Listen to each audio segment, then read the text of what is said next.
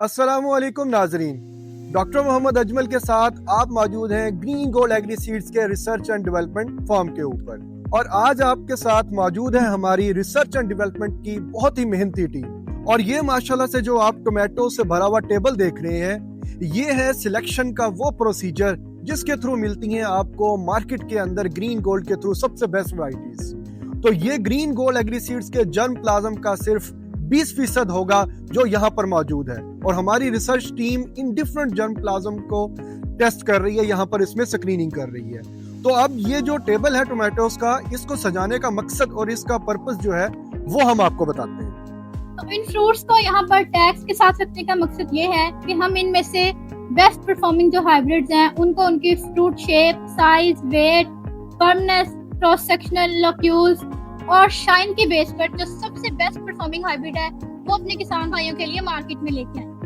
इसके अंदर हम डिफरेंट शेप्स रिप्रेजेंट कर रहे हैं। इसके अंदर आती है Oval shape, round shape, heart shape, square shape और बीम शेप। और नाज़रीन, आपके लिए भी एक छोटा सा टास्क है।